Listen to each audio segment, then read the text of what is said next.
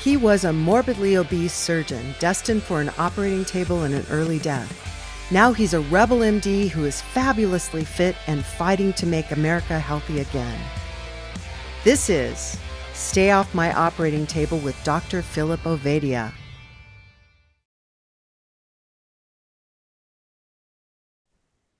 Welcome back to the Stay Off My Operating Table podcast. You can't tell it, but Phil has been on vacation for the last couple of weeks. But by the time you hear this, that will have been months ago, and he'll be ready for another one. Phil, I'm glad you're back. I've missed these weekly conversations. And we've got somebody today that this man occupies a category that we have never, ever, ever had a guest on occupy. And if that isn't a tasty setup, I don't know what is. Yeah, this Phil, man introduce him.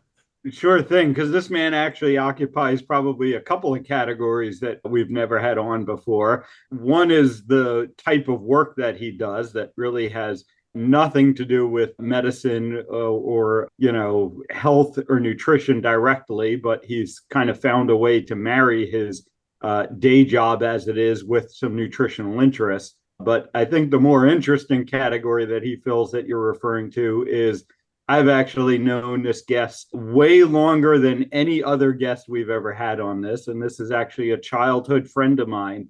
And it's been quite the, I guess, sort of circle of life that we have reconnected over this nutritional interest. And here he is on my podcast, which when we were growing up back in the day on Long Island, I don't think anyone would have quite predicted that we'd be podcasting together. Of course, back then, there were no podcasts, so no one would have even known what that is. But here we are. So a real honor to introduce Evan Cohen. And I'm going to let Evan give his sort of professional background, and then we'll kind of get into how he got interested in nutrition and how it started to intersect. And then we'll get into a real interesting scientific piece that Evan was the lead author on, which is really what prompted bringing him onto the podcast today. So, Evan, it's all yours. Thanks, Phil. Jack, thanks. Good to be here. Yeah, and I think people would be surprised also that we would be giving any health advice, given that most of our bonding was around Entenmann's donuts, Pop'ems, and staying up all night playing poker. So now we're going to tell you about how to stay healthy. Don't do that. Yeah, so I'm trained as an economist, a former investment banker. I have an MBA in finance and financial engineering from the same place Phil's sister actually went a few years later at MIT. And from there, I went into litigation consulting, where I'm applying a lot of these financial and data analytical skills in settings, high stakes business litigation. So, my firm is involved, the Brattle Group is involved in a variety of, high stakes litigation where we're providing expert testimony in front of courts and tribunals all over the world. And so all that said, none of that is really why I'm here. The data skills that I acquired throughout all of that suddenly became applicable in a new area of life I started caring about after 2005, when I was diagnosed with celiac disease out of nowhere, and started really thinking about what I knew or thought I knew about nutrition and what I was eating. And, that was 2005. By 2011, I was sort of hooked on nutrition research and understanding what we were being told.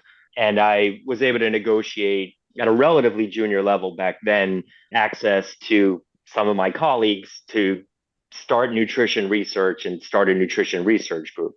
So, that's the beginning of the background about how I got started on nutrition research. And I've been doing it, pretty well since 2011 now. Wow. Okay. At some point, we're going to circle around and find out about picking up cans on the beach at the end of the day. But let's talk more about, let's at least start with this study that you're the lead author on. You shared with us. The title of it is, I'm scrolling back up to the top because I went down to the bottom and read the conclusions. Yeah, so the Compliance with article, U.S. government nutrition advice and concurrent obesity trends using nurses' health study data 1980 to 2011. I mean, the title alone just makes you Yeah, it's in the Journal of Nutrition. Yeah, I Tell mean, us about it. well, the context is interesting. A title like that that's descriptive. Nutrition research has certain ways that things are described, and this is an epidemiological journal. And so you have to, I'm used to writing in very different environments. We actually had to hire a former editor here to help us get this into a format because none of us are nutrition scientists. We're economists, we're econometricians that worked on this over the years. Oh, this But is fascinating. None of you are.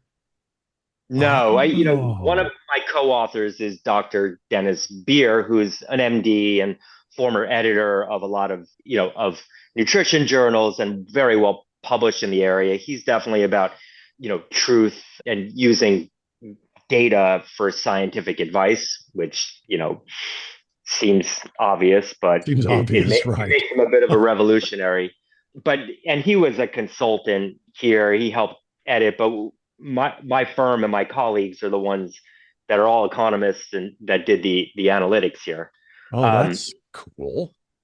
and from the beginning of when I was interested in these nutrition research, I knew I was bringing more analytical power to these types of data sets than had ever been brought. And we are able to do things with this data that nutrition scientists just don't have in their arsenal. And we didn't deploy a lot of it with this study, but the type of standards that are used for big data sets inside of economics research really need to cross disciplines.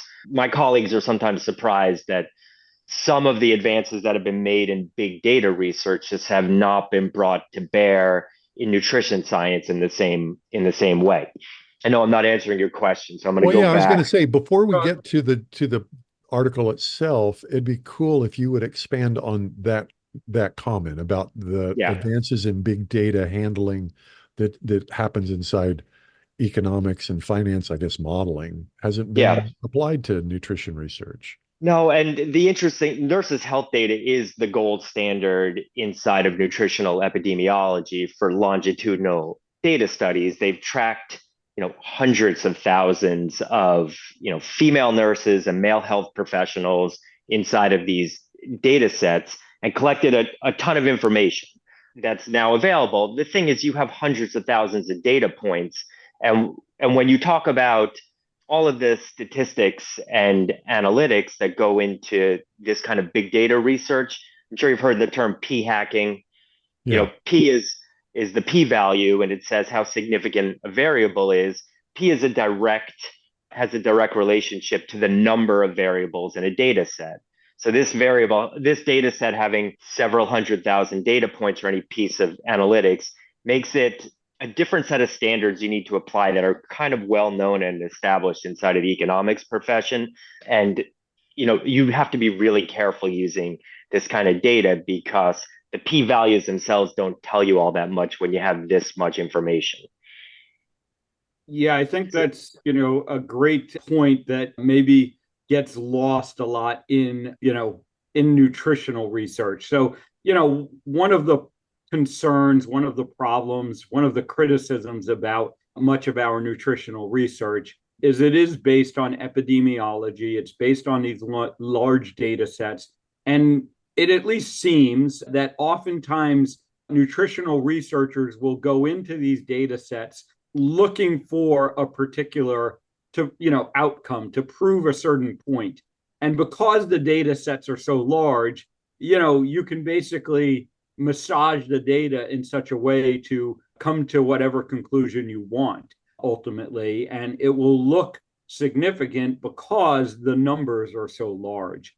So maybe talk about that a little bit, and maybe you can contrast that with the way you might be approaching a large financial data set where you don't want to fudge the numbers ultimately. Yeah, there's no fudging, and I'm not accusing anyone of fudging. There's just a certain amount of care that needs to be taken in working with with data sets this large. We've done a bunch of work on the side with this, with regression work. We've done some bootstrapping where you try to strip the data down from the hundreds of thousands to get a distribution that's of a similar shape and see what happens to the p-values. Obviously, a lot of the statistical significance of many of those studies is based on just the sheer size of the data set. And there are techniques that are better deployed inside of the economics profession and better known to economists that I don't see in the readings I've done used inside of nutrition research. But that is what makes us, I believe, unique in working with this data set, because I'm not funded. I have a day job, and over the years I've carved this out. My company is essentially, through use of employees and our data sets and our knowledge, is funding it, but they have no interest like a university might, or any of the A food funders company or a pharmaceutical company. Exactly. So Yeah. I'm allowed to explore this data with, there are rules inside of getting access. So the Nurses Health Study had me submit proposals and they approved it. And inside of that, I had access to the full data set and I could do a ton of work. I also had access to what all previous researchers, for the thousands of other papers that had been published, you kind of have to have your work up on their server. And it's, once you're in and you have access to that. So we were able to see things that were, basic and important, like how to translate the food surveys in any given year into nutritional information for any given person, for any given survey of, how many calories did they eat and what are their micronutrients, and down to the types of fats and molecules that they were eating. That's basic, but you could also see what other researchers did in terms of their analytics.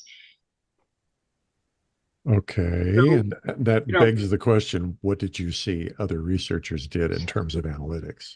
Yeah, and I'm not published in that area, so I'm not going to talk a ton about what was done, except to say there's a lot more care that needs to be taken in working with big data. And Phil, like you were saying, for financial data sets or data sets inside of litigation, here, where I work and where my firm works is inside of high stakes business litigation. You might have a data set that's not just this big, but multiples of this, terabytes worth of data. And you have to be really careful with how you work on it, that you're using an established peer-reviewed framework, that you're using the data in such a way that other economists or other experts in that area can replicate your results, and that you're using the right experts to do this analysis.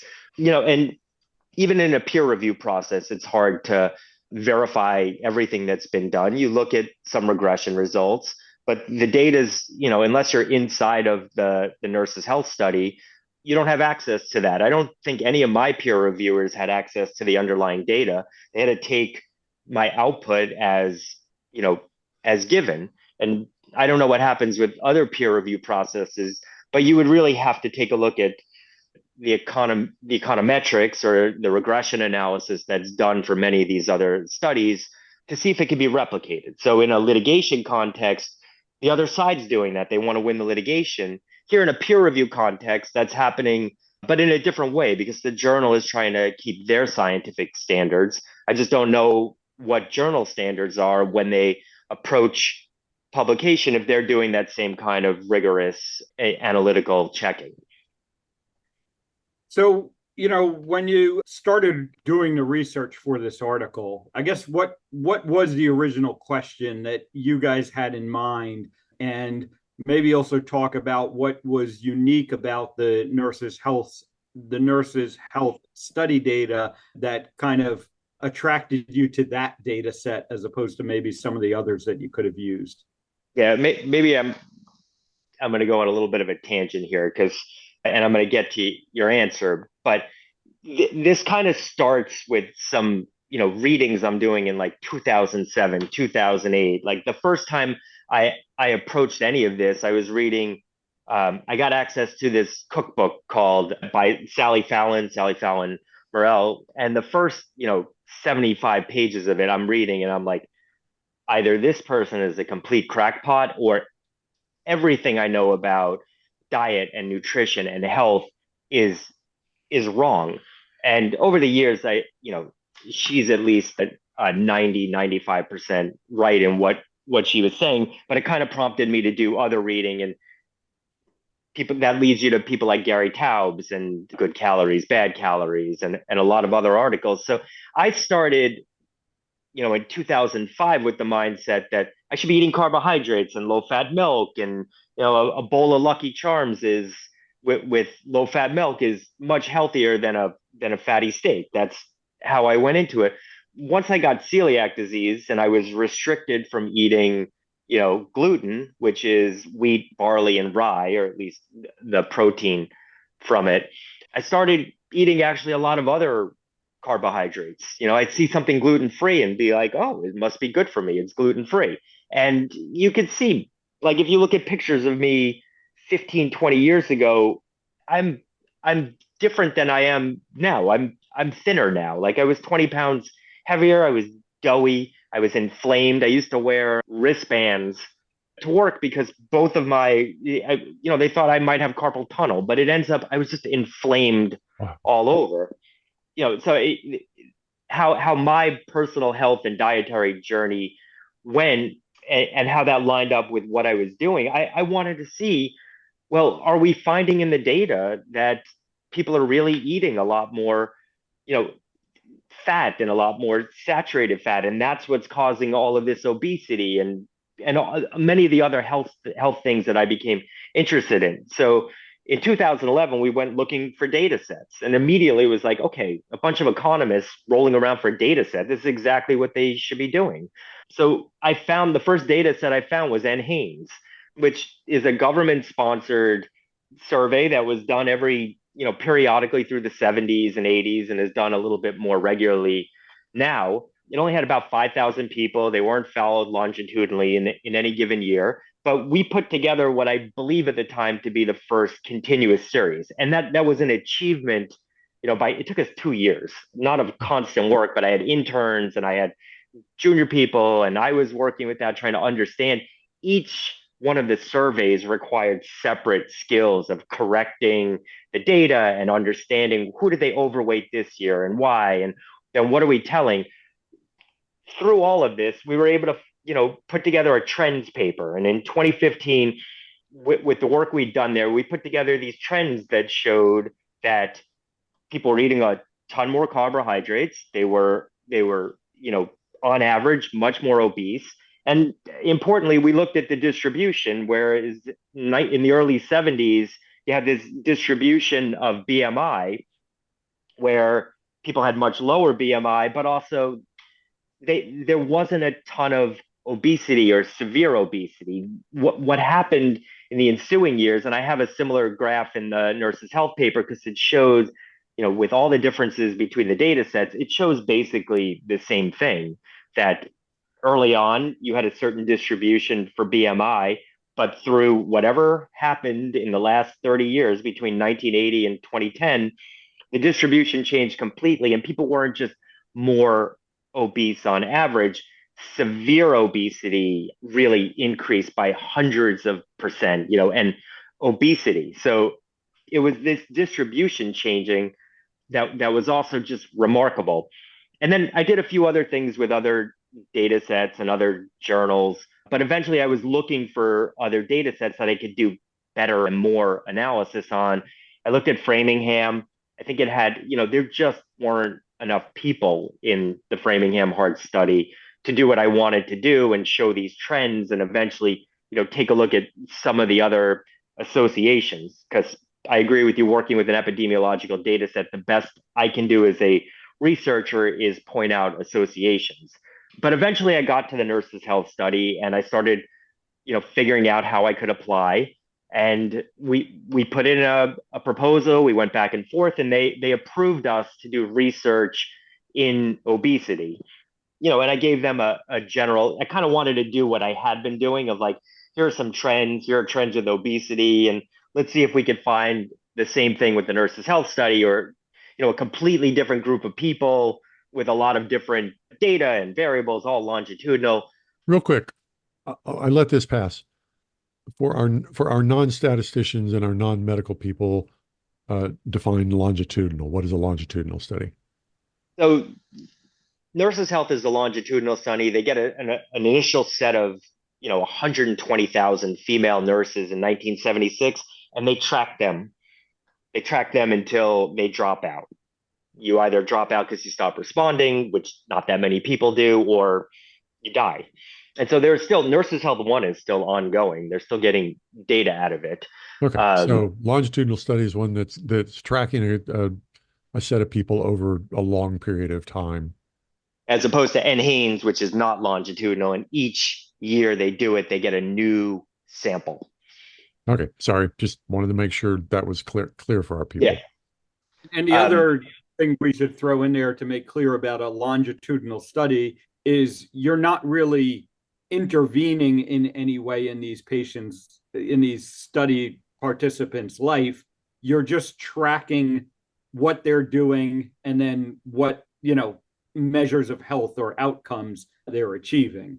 Yeah, and that's what Nurses Health did. They had these nurses in for checkups, and they weren't just filling out surveys, and they weren't just doing about nutrition. They were tracking their blood, and they were, as time went on and blood work became more sophisticated, they were able to track more and more. They were tracking their diseases and their medical history, and they were putting this all together with like health and nutrition information, dietary, exercise, smoking. At the end of the day, I think there's a lot more they could have tracked, and that would have made a much more robust data set for analysis, where a lot of things could have been controlled for. For example, you can't control for income in this data set. They just don't track it. I've seen a lot of studies that say they control for income. They don't. In 1 year, they asked about income, and it was early in the Nurses Health 1 study, they asked, how much money does your husband make, essentially? Because everybody in Nurses Health 1 was a married female nurse. That's it. But otherwise, you're a nurse. You're working as a nurse in the US. There's not a ton of, income range. What we found with the NHANES that was, really interesting was a lot of what happens in nutrition happens at 2 times the poverty line and below. What I found absolutely striking, and after we published the NHANES study, we edited a journal of The Economist's Voice, and we solicited articles because on nutrition and poverty, because the number one indicator of your health outcome in the United States, according to the NHANES, was how much money you made, like your income. And specifically, NHANES stopped tracking once you were at 75,000, you were considered per year, you were considered rich. But 2 times the poverty line and below is where all the action happened in NHANES and in many other studies. Poverty in America is the number one determinant of your health outcomes, and specifically your nutrition access. It's just massively important, and I think even understudied, if that's possible. All right. Well, I'm saying Nurses Health doesn't track that. Take us home. What did we find from this study? So what we eventually were able to put together was we really, we submitted a paper that was similar to the 2015 paper that tracked trends in what people were eating and trends in obesity or BMI. And the journal was basically like, you could do better than this. And we went and we rewrote it. And what we did was we put together a variable that was a proxy for complying with US nutritional advice. So before the nutrition guidelines came out in 1980, the Senate put together some hearings that were really led by George McGovern, the 1972 presidential candidate and a pretty influential senator at the time, started a set of hearings that ultimately led to the dietary guidelines. And so from 1977, you could see what the government was saying people should eat in terms of carbohydrates and fat restrictions and salt and cholesterol. There were only so many things that were relatively consistent, and those were the amount of fat was relatively consistent from the 1977 until my study access ended in about 2011, saturated fat and cholesterol. So these were things that were more or less the same throughout the period. Keep your total fat consumption under 30% of your total calories, keep your saturated fat under 10% of your total calories, and keep your cholesterol under 300 milligrams. They vary here and there. There are other things like salt or sugar that are in there. They're just not consistent and they're much more difficult to track. So what we did was we took compliance with those three variables as a proxy for your overall compliance and tried to see if compliance with government advice was associated with with better outcomes with obesity. What were the outcomes for following the government's guidelines? People were incredibly compliant. People say that they didn't follow. You had 4% joint compliance for those three variables in 1980 when the guidelines first came out. It went to almost 50% in the late 90s. Late 90s is kind of the peak in this kind of nutritional data work for maximum carbs consumption, the lowest fat consumption, and also the highest compliance as it would fall out with the US nutritional guidelines or guidance. In the late 90s, almost 50% of people were complying with that. And a lot of that was driven by their compliance with keeping their fat consumption under 30% of their total calories per day. So now saturated fat, which is, oh no, you said saturated fat was 10%. Yeah, saturated fat is 10% and total fat is 30%. They've moved off this a little bit now. Cholesterol ends up not being super interesting because the compliance rates were through the roof, and they just kept going up through the period. People really take this cholesterol advice seriously and have largely complied with it. And Phil could tell you about the outcomes on heart disease that, how much that's prevented heart disease. But what we did in this study was we then looked at obesity because that's what we proposed to study. And we looked at the association between compliance and obesity. And what we've seen is the overall trend during this time period was so dominant in obesity outcomes in the United States. People were, like I said before, the average BMI moved up several BMI points. And when we're talking about the distribution, a lot more people were severely or morbidly obese and obese as a percentage of the total population. So the overall time trend dominated everything. And what we found was there was a very small benefit to compliance that was associated with slightly lower BMI outcomes. But inside of that was all the other behavior that's tied with compliance and that we didn't even attempt to suss out, which is physical activity and smoking and a ton of other things that are probably associated with people that are complying with government nutrition advice are also probably doing a number of other things.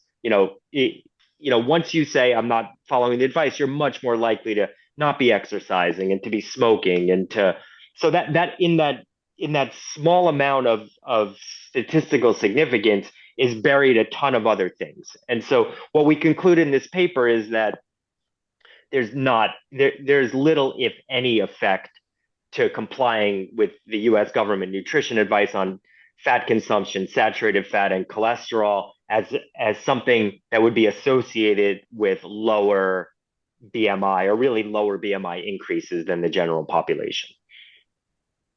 So just to summarize, basically, everyone got more obese over time, but there really was no difference in, how much your obesity increased, whether or not you followed these guidelines or didn't follow these guidelines. That's exactly, yeah. And we're talking about just association. There's no causation that was tested here. That's another set of research that could or should be done off of this. But yeah, just complying with the dietary guidelines didn't protect you against obesity. And if it did, it was so minuscule that it's a statistical blip. So let me just quote from the very first line of the abstract. Beginning in 1977, the U.S. government began formally issuing dietary advice, a main objective of which was to reduce and prevent the prevalence of obesity in the American population. Yeah, and that's This straight from advice was designed, a main objective was to reduce and prevent obesity. And the outcome of this, of 50 of half the cohort complying, was identical to the outcome of the cohort not complying. Am I getting that right? that's not identical, but we're talking about the time trend. You're talking as an economist. I'm talking as a dude. Well, then as a dude, you got it totally right. Okay. Okay. Yeah, and it's a lot of what happens in nutrition is we told you to do this and you didn't do it. That's why you had a bad outcome. Right. Here, that's not what we're seeing. People for the most part, even if you didn't comply technically, most people move down. They switched their fat consumption and their saturated fat to carbohydrates, right? And that peaked in the late 90s, but the health effects of that were felt years later. If you spend 20 years eating a certain way, you're going to be affected by that for the rest of your life. So, yeah.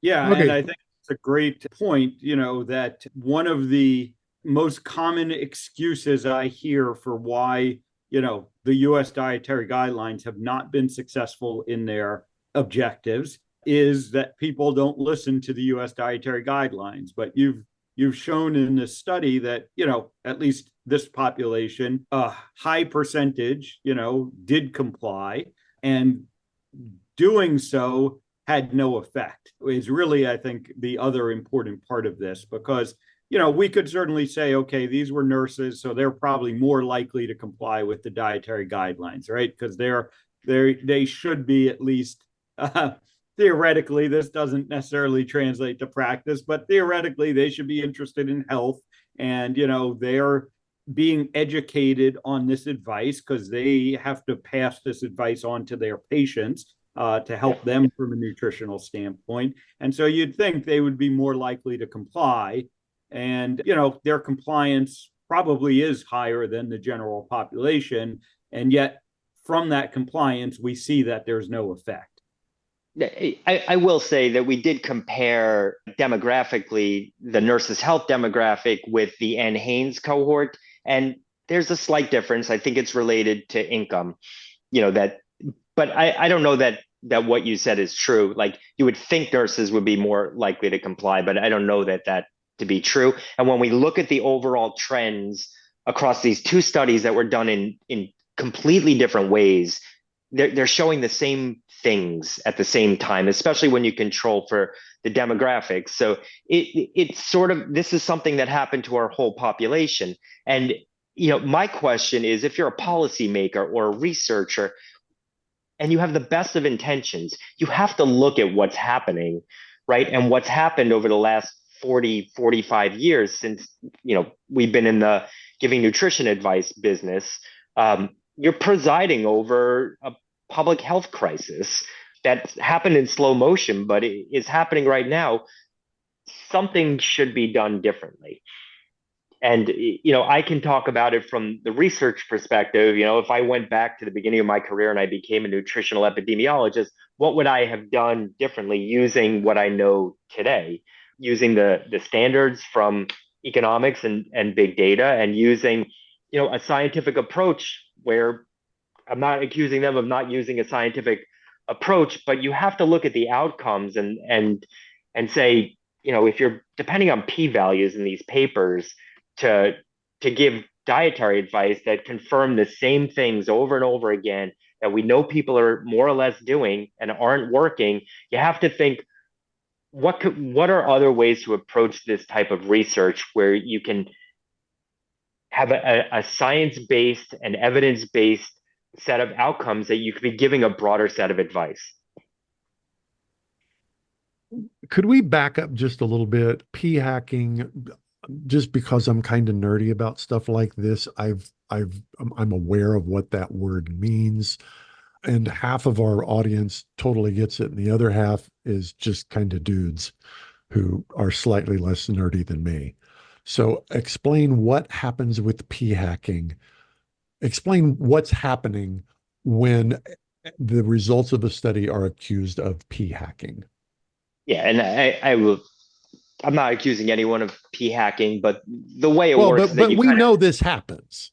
yeah, and the way So it works is that you're generally taking advantage of statistical tools. The p value of any particular variable is, you're taking a sample in a study, and as your sample size gets so big that is basically the population, the error term on any of these variables, because it's related to the number of observations.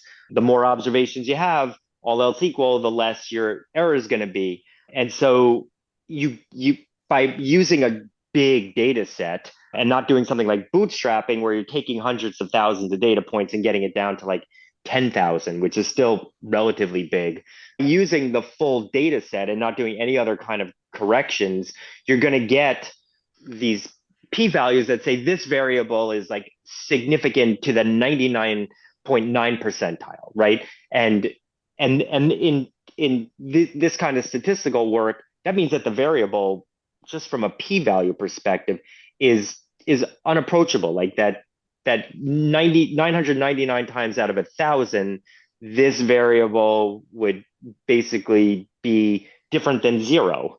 That the number you're finding, it may not be that exact number, but that there is something you've observed that you're now able to report on. And that's why we get a lot of, that the advice that goes back and forth, like the egg is good, the egg is bad, no, just eat the whites. Like you get these observational studies that are really, the researchers should be pointing out these are associations, and then you get the mainstream media that takes that and says, oh, we got this study that came out that said there's this statistical significance and don't eat eggs anymore.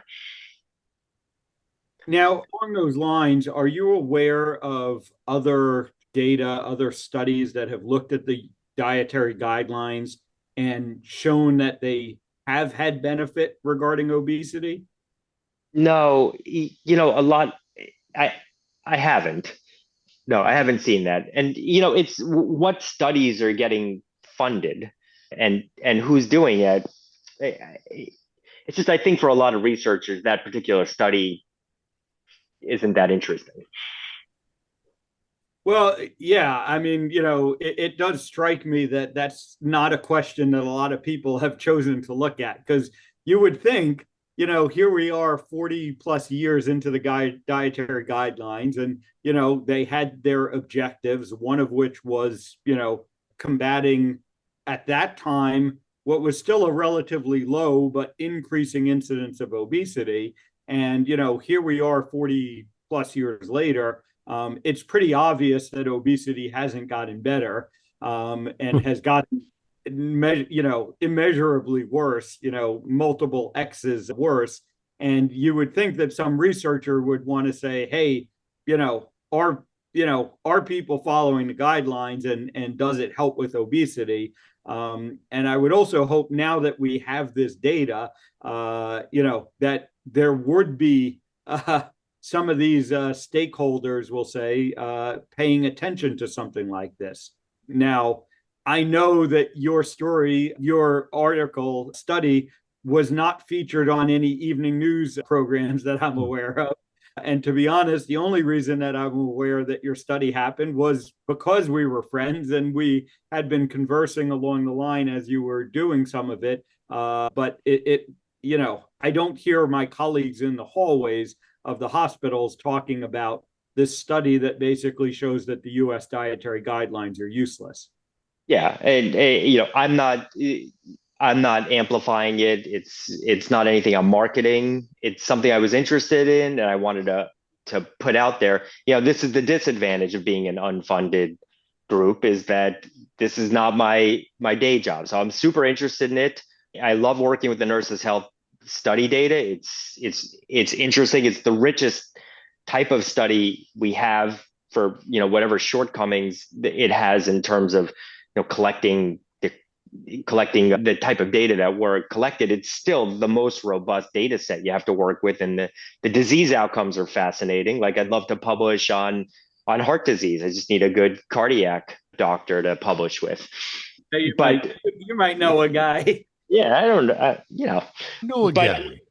yeah, I mean, that's the way things work. I'm not Walter Willett. I'm not at the Harvard School of Public Health. I'm just not amplifying this. And as interested as I am, you know, for me, it doesn't change much in my personal life. I've totally changed the way I've eaten and thought about food over the last, 20 years.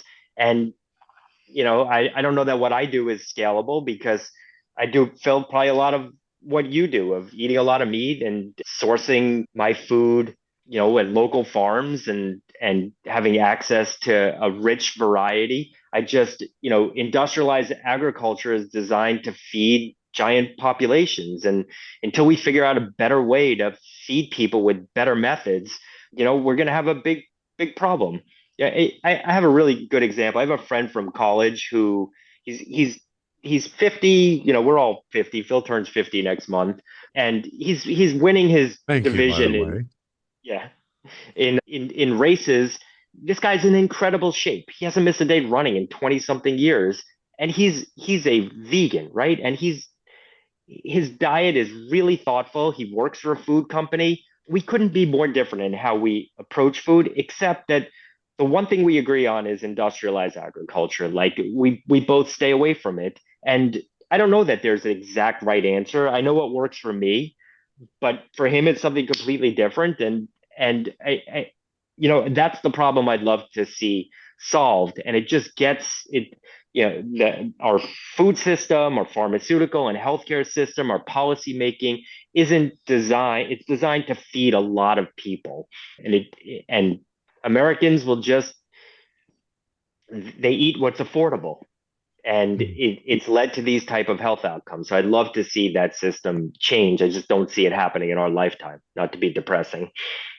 Let's actually talk about your personal story a little bit, and honestly, let's talk about our personal stories, because I think there are some very interesting things that we can pull out of it. So we grow up together, very good friends, eating probably largely the same food and spending a lot of time together. I would say our activity levels were probably pretty well matched during childhood. And, I end up significantly obese. You never really had a weight problem, but you end up with celiac disease.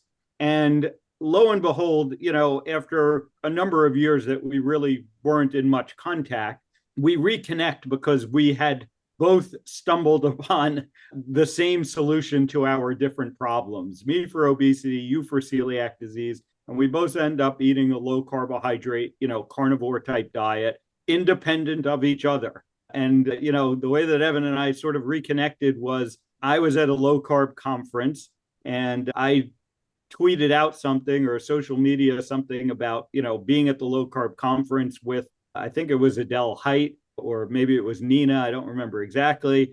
And all of a sudden I get a text message from my, kind of long lost friend saying, you're with Adele Height. I wrote a paper with her, I think it was, right? And Yeah, Adele was a co-author of my 2015 paper. yeah, and so that's how we sort of re-engaged and reconnected and came to found that, like I said, we had two very different problems that came from growing up the same way, and we found this solution. So talk about, how you got to low carb from your health problems.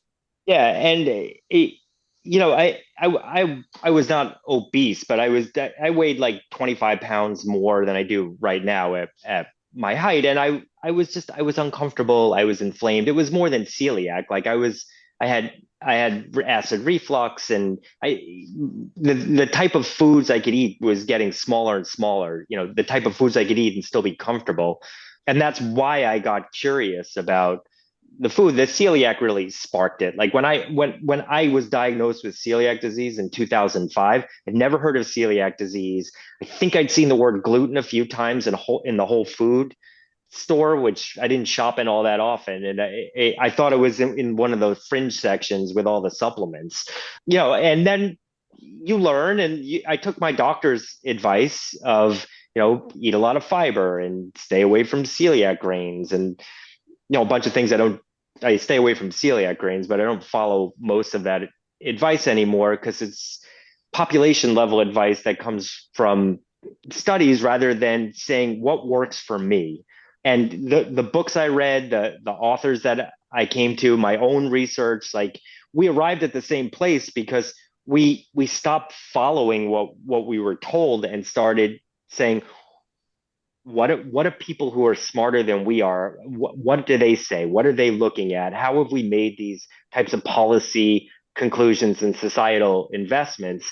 And I stopped being interested in what doctors told me to do and what policymakers told me to do, and started, experimenting of what foods make me feel good, what foods make me feel energized. And I don't take any pharmaceuticals anymore. I took reflux medication for 15 years. I don't wear I have zero inflammation markers, and it's working. Like, it feels good. I feel full, with a breakfast of, eggs and cheese and meats. Then I feel good throughout the day.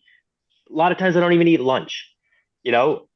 So I stumbled on it through trial and error and through a ton of research and a ton of problems. I have GI doctors that know me by name because of my journey over the last 20 years, and I don't see them as often. I think they miss me. I guess. All right, Phil, as somebody who's a cardiac surgeon dealing with people who, I see this tweet from you now and then where you say something like 50% of the people I operate on have normal cholesterol. What is, I know what your reaction is, but what is the reaction you would expect from your colleagues? I don't want to put you on the spot, but let's make a difference. What's the reaction you would expect? What I expect of my colleagues, and I'm increasingly vocal about telling them this, whether it's in person or kind of, broadcasting on social media, is we start to change our ways. Because, I look at a paper like this and say, okay, if the US dietary guidelines were such a failure in, meeting this objective regarding obesity, what else have they been a failure in? And, to me, heart disease is another obvious thing. And, it would be great to have similar data, but the honest truth is I don't need a high level analysis like this. I can just look around every day at the patients I'm operating on, and a lot of them are following the guidelines. I ask them what they eat now because, that's an interest of mine. And a high percentage are eating the low fat diet, and they're, using the margarine instead of the butter, and they're drinking the skim milk, and they're, they are following the guidelines. And yet here they are talking to a cardiac surgeon to deal with their heart disease. So I hope my colleagues wake up to this and start saying, maybe we've been giving lousy advice, instead of falling back on presumption that people aren't following the advice. And I think this paper is a good, some good data we can use to support that ultimately. Oh, yeah. Can I ask a follow-up to that? Because I broke my orbital bone, and I was going skiing, and I said to the doctor, can I go skiing? And he's like, no, you definitely should not go skiing this weekend. And I'm like, look, doc, if I go skiing and have a good time, I'm not writing you a thank you note. But if you tell me I go skiing and I damage myself further, I'm probably going to sue you. And he told me that he would give the same advice to his family member. But I think you have a basic problem here, which is your colleagues, would be going against nutrition advice and the state of the research and the literature, and they're totally exposed. Why would they ever do that? Yeah, no, it's a very valid point. And ultimately, the reason why we would do that is because we're doing the right thing by our patient. And, I know that is challenging for my colleagues. I personally really don't worry about it anymore. And actually, the way that I look at it is I am quite confident that if it came to be, I could defend in a court of law that what I am doing is supported by scientific research and is, within the standards, right? And, and unfortunately, there have been a few physicians that have had to, prove this in a court of law. We have people like Tim Noakes and Gary Fettke who have gone through it and they came out successful. But, ultimately, again, our obligation as physicians is not to, stay within these guidelines that have been set by politicians, by even our medical societies, but our obligation is to our patients. And if we see over and over the advice that has been given is failing our patients, we need to start doing differently. And that's the way that I look at it. And I understand that can be a challenge on many levels for physicians, but we have to do better by our patients ultimately. And, the way that I look at it is we are failing our patients. We are failing society because, this is continuing to get worse in front of our eyes, and we need to do something different. Wow. Evan, what month was this journal published? This is a 2024 edition, but I don't see. Yeah, I think it's April. Okay, so this report has only been out about 3 months. We will make sure it is linked in the show notes because we've got lots of listeners who will say, I want to see that for myself. And we'll get a little better distribution of it than what's happened otherwise. Thanks. Thanks, Appreciate Phil. that. I did not. Reading the report prior to Evan coming on, I was kind of blown away. But this is an even bigger deal than I realized. This is really, really significant. Evan, thank you so much for agreeing to do this. I think this may prove to be a pivotal moment. We've got overwhelming data studied by somebody who knows how to work with gigantic data sets and who wasn't attempting to prove something. Following the numbers. Kind of seems to speak for itself. Any last words, Phil? No, it just honestly, something else I'm thankful for, I guess, along this whole journey is that, there are longtime friends, longtime acquaintances that have, unbeknownst to me initially, we're going down the same journey, and it's kind of brought us back together. And it's really great to see that and see that the impact, that low carb nutritional approaches are having on people that I've known for a long time. So it's great to talk to Evan. Great to have him on the podcast like this. Again, not something I ever imagined would happen, and it's pretty cool. Evan, keep us posted as you continue to play around with this data. We want to know what's going on, and it's obvious that it's this kind of research that we all wish would be happening. Actual scientific approach, disinterested, just looking for what's the data say. Yep. All right. Can do. Thanks for having me on, guys. Good to talk to you for this hour. Yeah. Happy to keep you up to speed with what I'm doing. I have Phil's phone number, so I could text him. All right. Evan, if people want to learn more about you, I trust that there's ways to do that as well.